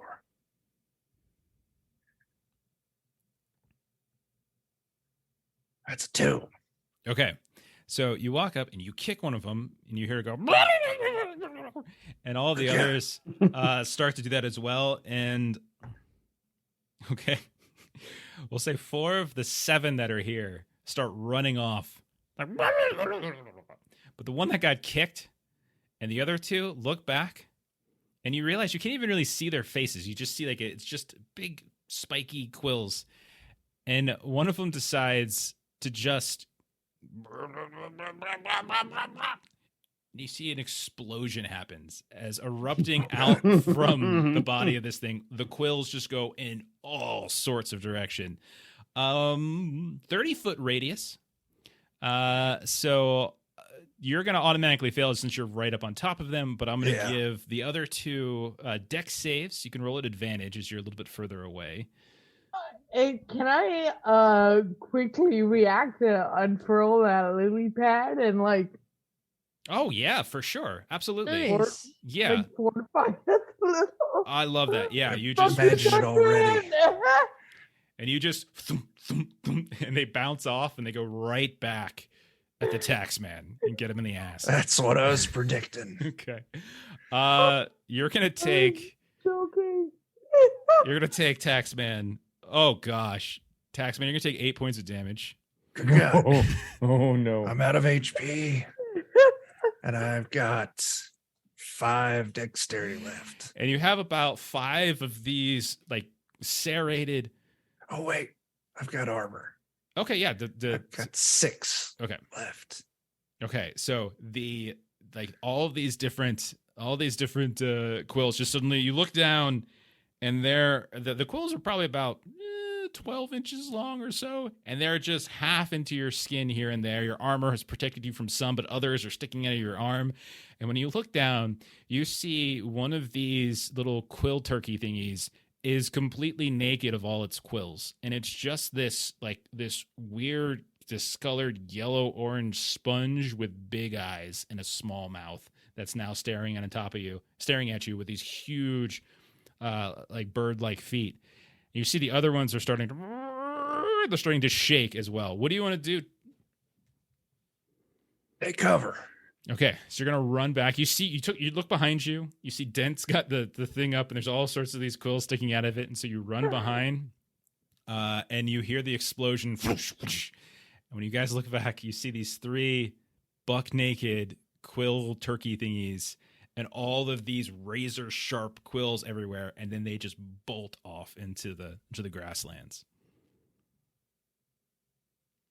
Well, that sucks. Luckily, workplace injuries are tax deductible, so I'll be okay. The other thing is that these Sorry quills about that. are very sharp, and you have a lot of them. These actually could be very useful. You could use them as throwing weapons. You can attach them to, if you have like another weapon that you can attach them to, you can increase the die size of the damage. So like you could potentially reuse these quills at least. We could leave them in the lily pad and then use the lily pad as a murder blanket. A murder blanket. Do love the Yeah. idea of a murder blanket. Toss it on somebody Murder blanket. and then smother them with the blades. Meanwhile, Credence, Chauncey, you're getting ready to leave. You're getting ready to leave the tent when you hear and you feel a spitball in the back of your neck. You turn around, and there is the canary of Shalina's. Ah, I've seen a canary that looks just like you before. It spits right in your face. Yes, it is you. We knew you'd find us. You're the real brains of the operation, of course. It flutters over and lands on your shoulder, and then it spits out in the direction deeper into the tent. Very Oh. well. I suppose you're going that way. Don't argue with the bird. It'll bite your eye out. Yes, when it comes to the final say, the bird has the word. The bird has the word. Yes, indeed, Greens. I have an anatomy joke book. I really don't know what Adam's experience. Adam likes to hurt me. That's what he does. Sees my face. Like, I want to cause him pain. Yeah, I was good for the first half. You okay? were fantastic. Yeah. Oh. By the way, Shalina wanted to go like running off after the naked ones. Okay. Roll. I'll say we'll do it. We'll see if you can catch one. We'll do a contested I'll dex. give you my ether if you're trying to catch them. Okay. I like I'm that. like, I like start running and then just like throws it and I'm like gonna catch and keep running. All right. Roll a dex. That is a 3 under 13. I rolled a 16. You managed to catch one. You tackle it from behind. It's naked of its quills, and so the danger seems to be gone. The others are running and leaving it. You grab it by its legs, and it's still kind of pushing and tugging on you. It's like you're trying to grab a cat. And so you get the little ether, you put it on a claw, you just kind of put it over its tiny little mouth until it... And then you feel it go limp. It's still breathing, but you have caught yourself. Yeah. Shalita just like kind of throws it like over her shoulders. And so she just so kind of comes trudging back, like legs forward, just kind of like holding this thing. And you have and you've caught yourselves. You caught yourselves what are these things called? I got these these are quillifs. I used a little bit of the Into the Weird and Wild in this. So at this point we'll say you hear the sounds of Chauncey and Credence before you hear the sounds of the ruffling of the leaves, but you can hear them talking. And then suddenly, there you all can see each other. Aghast. Oh, Credence. Wait. How'd you all get in here? Oh, How did you get in here? we went through the Swam through door. a sewer, fought robots, dodged a lizard shark. Oh, we just Swam made a up gravity. busboy fall over an electric turntile, and we crawled over him. And Yes. we told this enormous and hideous woman that she could be the new supervisor, and it's just been the most marvelous time. But I'm glad to hear you had fun in the sewers. It sounds like an adventure. Sadly, it was all tax-free. Oh, well, Oh, Clint, surely- I'm so sorry. surely you'll find someone to press gang. Yes. Shalina And- just comes through the grass. Ah, yes, we have something to put inside your cage. I So did Well, we. what? And so I'll motion over to Chauncey. It's a gassy armadillo. Oh, well, I don't know that I don't Slippery know that Quillif. sharing is necessarily when you have a home of your own. I don't know that you want to be sharing it with smelly roommates. Oh, well, I mean, suppose we should ask. So Shalina will kind of call her canary back, and you see them having a little conversation, and she kind of points the canary to that and points to the cage and shrugs, and the Canary looks at you and it's got a real pissed off look on its face. And it shrugs. This is not the best idea that the two of you have had, but it is agreeable. She'll open the cage. Okay. You can fit the armadillo in there. You sure can. Success. Okay. So you've got this armadillo caged up, gassy as can be, but you've got it wrapped up. It stinks to high heaven. And you've got this this sleeping naked urchin turkey. And a murder blanket. What'd you like to do next? I mean, there's one more Well- tent left. And we Have you explored this whole tent already? Yes, Of course, yes. Yes. Well, All right. I should say you certainly had the easier path inside here. How many animals were we supposed to retrieve? I think if we get 3, that's a trifecta. Anything more would be so gauche. Yes, it's usually when you are facing the boss that you only need to do the thing 3 times. That is true. Yes. We have those pearls too. We do. You have Good. pearls. And like eyes from those robot things. Or am I misremembering? Did we not take? Okay. We did. There's 4 pearls. And listen, if we steal more than 3 animals, it moves it out of legitimate salvage and into a different tax bracket. So I think 3 is the right number here. And so we need 1 more. Yes. Correct. Legitimate salvage. Well, say, didn't we have a cousin that did something similar? Oh, yes. What was his name? Oh, well. Charlie, Clarence, Cletus? Cletus. I'm sure it'll come to us. No, very well. I wonder what they would do. Taxman, while they're talking, you hear as it sounds like that flock of quill turkey thingies is starting to matriculate back towards this little pond we area. gotta go. Oh, Those quillerkies are dangerous. Well, why don't we Did- just get one more of those? If we No. get 3 different animals? I've already got enough stab wounds today. very well.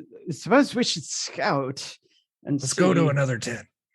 another tent. Yeah.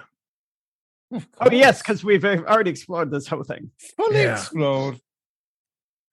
No need to double our efforts. Not at all. All right. So let's go to another tent. Okay. Does anyone have anything that we can wrap this large one that I'm holding over my shoulder so we're not just leaving a tent with me? I only have the murder blanket. Not- I'm not sure how It you would do some damage to this thing. Once we get out of the tent, are there still people running around? It's okay. We're management. It sounds like Brunhilde is really cracking down on organization, and so you're starting to see she's deputized some other people. And so it looks like she's putting stuff in order, but when she sees Chauncey and Credence, she just does just like this weird salute with the back, like a British salute back then. Good. Smashing, Brunhilde. You're just the best. Thank you. That's what I think too. Well, it's good you do because you're right. I know. I'm glad you said so, because now you too are correct. That's right. Think it, do it, be it. Speaking of such, we shall go and inspect the next tent. This one is ready for viewing. Oh, that one. Yes, You have fun in there. I don't we like will. that. It's cold. Well, before we go in there, I'm going to look through the crowd and see if I can see 2 people with coats on. Yes, you do. I'm going to march up to them. Listen, Hi. I got word that you didn't pay your ticket tax. What? Yeah, I'm you got to 9. pay your ticket tax. My dad pays Hi. the tax. Where's your dad? I don't know. He left when I was 4. Well, it's your problem now. You can have 2 choices. Okay. You can pay me 300 pounds right now in ticket tax, Okay. or you can make a charitable donation of your jacket this very moment, and I'll call it even. Okay. Well, that's Can I take all the money out of the jacket before I give it to you? Yeah, that's acceptable. Okay. It starts pulling all the money in the jacket. You see these, you hear just bags of coins fall out, and they start stuffing them into their pants, and they take off. And you see it's a very slender, very tall, like 9-year-old kid. Okay, here you go, taxman. Thank you. All right, Shalina, you can wrap that one up in this jacket. Thank you. We'll find someone else and steal their jacket too for the next animal. Okay. And Shalina is putting arm through leg through arm and leg through arm, putting it back in. So you go to the next one, and they're like, "Hi." It's I'm another the tax kid. man. Oh. Give me your jacket, kid. What? But I like Give me your it. jacket, or I'll have to charge you ticket tax. But my mom pays the ticket tax. Your mom's dead, kid. It's all on you now. I know. I'm so sad about it. I know. It just I'll happened. tell you what. It just You happened. donate your jacket right now. She got shot out the Everyone Oh was my going crazy. Listen, kid. Shit happens. Life, I death, know. and taxes. Okay. You're right. Give me your check. Give me your jacket, and I'll waive the resurrection tax. Can I have one of those knives that's sticking out of your face? Yeah, Okay. It's a I'll trade. pull one out. Oh, nice. Nice. Remember, go for the kidneys. I'm gonna go stab those people that killed my mom. You should totally do I'm that. gonna find them. Okay. Here you go. Thanks. Okay. All right, I got a jacket for the next animal. Hey, have you seen real pompous looking pair of fellas? Yeah, they were in, and I'll point to the tent that we just came from. They were in there. In there? They were looking at these flocks of these real spiky looking bird creatures. Okay. Those things talk, so just walk right up to them and ask if you saw those two pompous guys. Okay. Thanks. They'll tell you. You know, you're taxman. You get a bad rap. That's true. You're a good guy. Thanks. I'm fantastic. Yeah. Okay. Remember, kid, no witnesses. Right. And I'll walk off. Okay. And you hear, I'm coming to get you, as they go into the tent. All right, you got your two checks. We're good to go on the third animal. Okay. So do you want to go into the cold one? Yeah. What about the third one? Okay. If you go over towards the third one, it smells divine. Oh, Yeah. Ambrosia. Indeed. All right, let's go into this one. No. yes, I think that would be Smells much more like tax pleasurable. season. You you go inside and you can see that the tent is again very large, and you also see it's multi-layered. As you can see, Ooh. all of these different extra tiers here and there that are occasionally being shifted and moved because there's this giant central machine edifice right in the middle. You see these big old pistons like popping up and down in the ground, it's almost shaking the earth. And you can see on these different discs that are occasionally being shifted and moved are these just beautiful, beautiful gardens. You can see there's all manner of just colorful flora just everywhere, like huge man-sized like plants that have blooms as red as blood, as yellow as the sun. Just gorgeous places, and it smells even better inside than it did outside. Yeah. So, and does there happen to be any fauna? So it's interesting that you say that, because as you come in, you do see that, well, really the only thing you hear is the sounds of buzzing and insects and things. And as you're moving about, you do notice kind of on one of these discs, there is apparently these relatively large, kind of monkey-sized, like Reese's monkey-sized wasps, maybe? Hard to kind of make a perfect kind of combination, but they have these big old leathery wings.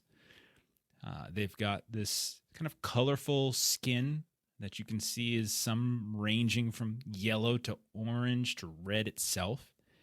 And you can see that they are kind of slavering over top of some kind of plant. They're like, Do they have stingers? they look up towards you, and you do not see any stingers. But you do see very big mouths with these huge fangs coming out of them and what look like very large claws. Right. Don't anybody move. Hand me that jacket real slow like. I'll toss him the jacket. Okay. You toss him the And- jacket real slow like. Okay. I didn't say slow. Okay. And then wait.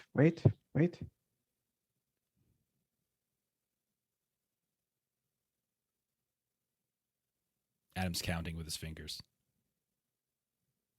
I think he's up to 10. And after about 10 seconds, I drink the time tonic. Okay. Oh, okay. And then Nice. as soon as I down that time tonic, I run at the thing with the jacket and wrap it up and see what happens. Okay. That's amazing. That is a wonderful use of it. I'll tell you what. I don't think you even need to roll, as you're outside of time. So no roll necessary to you just capture it. And then after the 10 seconds, all the actions reset, right? Oh yes, they do. So I'm seeing if it bites me, if like I'm trying to see whatever horrible misfortune happens to me or doesn't happen, so I have an idea. Okay. as to what.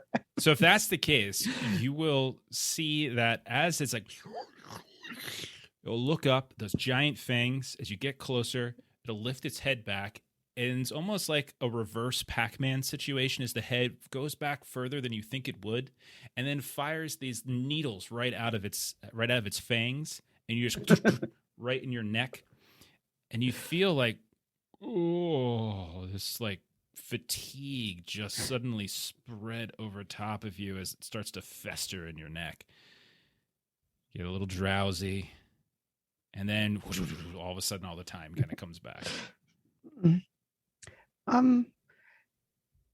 They have projectile venom stingers inside the back of their throat.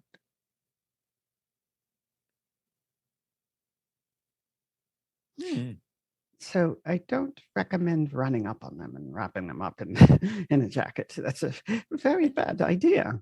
Well, while we were not together, Dent has a very cool little shield thing that we now have, right, Dent?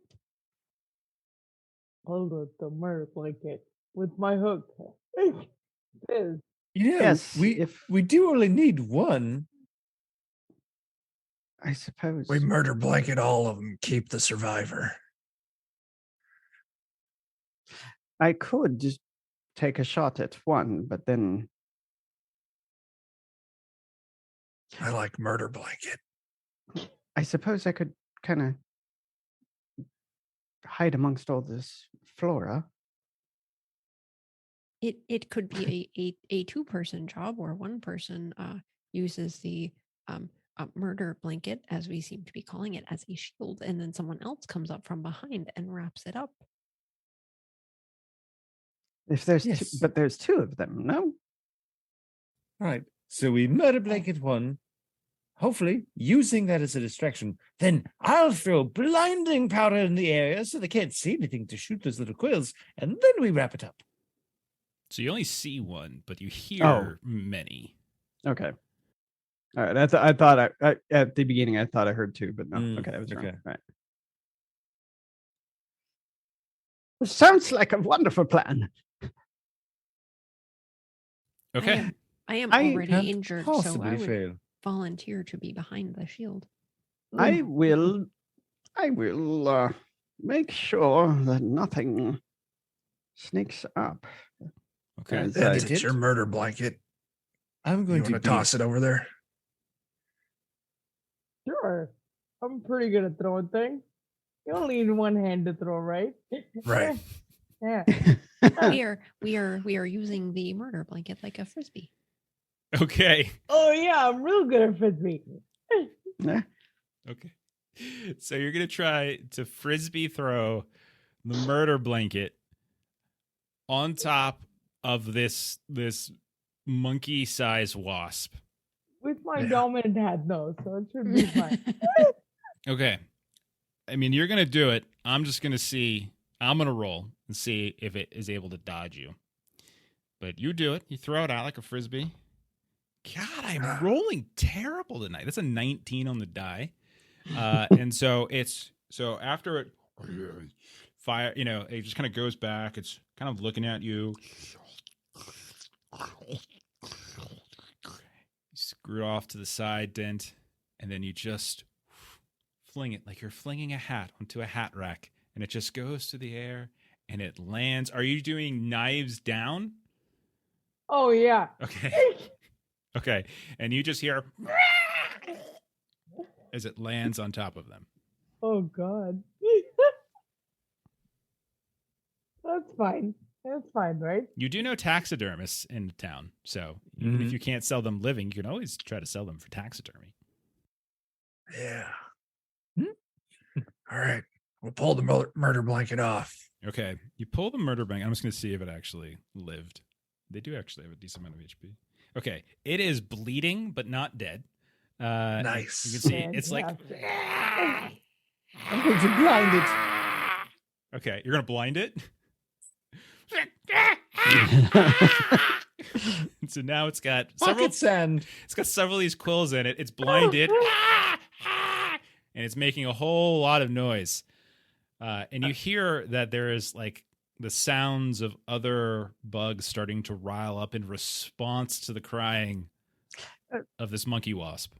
We should go as I'm trying to cover still. Okay. Just squeeze the blanket, I suppose. Oh, no. It's already there. So you run out. Why waste a perfectly good murder blanket? You run That's out true. inside. You take a couple shots at a few of them flying at you, and you make it back out onto the grounds. You have 3 creatures. You have some pearl eyes. You have several of these metallic quills, which are not extraordinarily expensive, but very useful. But you have those 4 pearls. You probably can pay off perhaps one of your, or not necessarily the whole debt, but probably at least partial debt. It's a fairly successful venture. So I would imagine, because we're at time. And don't forget the new revenue flow coming in from the concessions. That's a fair point. Point. As you hear her, again, deputizing more people, there's a very large deputization action going on here.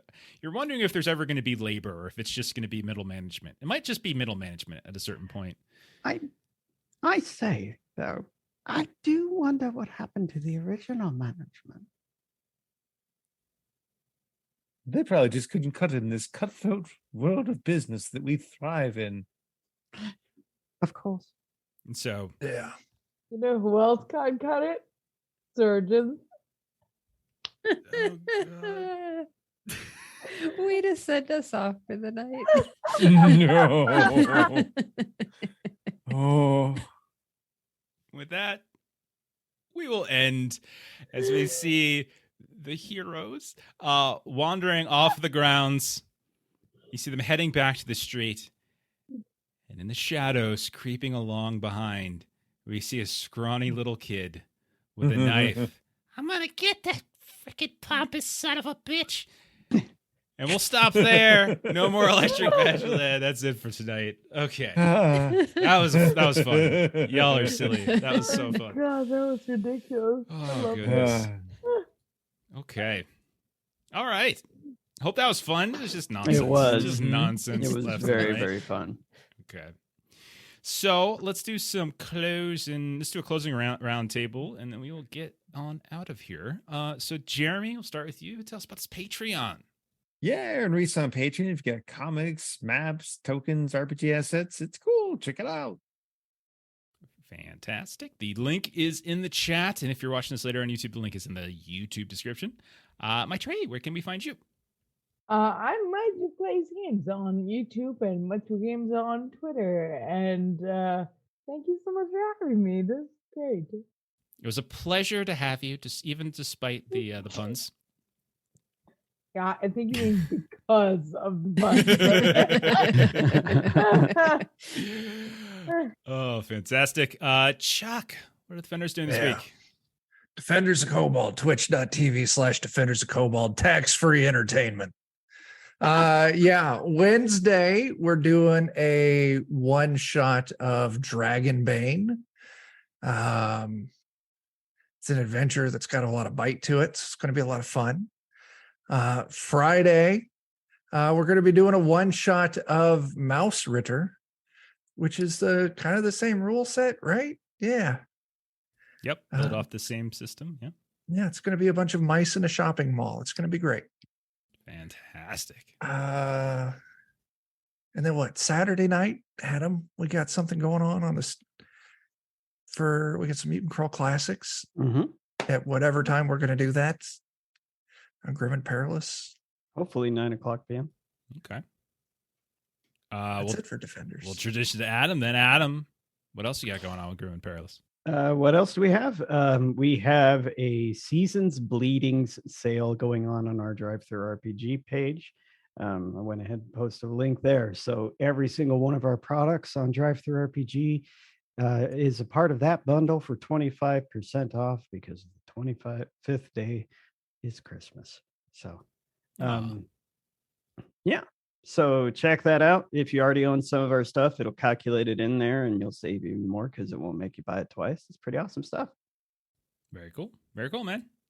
As for us, you'll catch us next on Friday here as we are going to continue our delightful Thirst Cthulhu, the Yearning. I don't know. We have all sorts of weird stuff going on. It is I think when Trey said it best, it's a dating sim.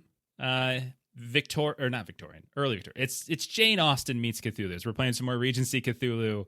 We had a lot of fun last time, and we will continue that adventure. Saturday, we'll be doing our One Ring game as per usual. Next Monday, we're back to Holler for Savage Worlds. And then tomorrow night, Steven's not here, but I'll mention it anyway. Tomorrow night, we're going to be here as well, playing some Haunted West. You can see Chuck, my Trey, myself, and that. And yeah, I think that's all we got going for the next week. So thanks to everyone who hung out tonight. Thank you, players, for being silly and weird. And this game's really fun. Y'all should play it. Read it too. I think it's got a really cool, a lot of good GM advice in it as well. We're gonna go and raid someone, and follow us, follow all these wonderful people, and we'll see you next time. Have a good week. Bye-bye. Goodbye. Bye. Bye bye.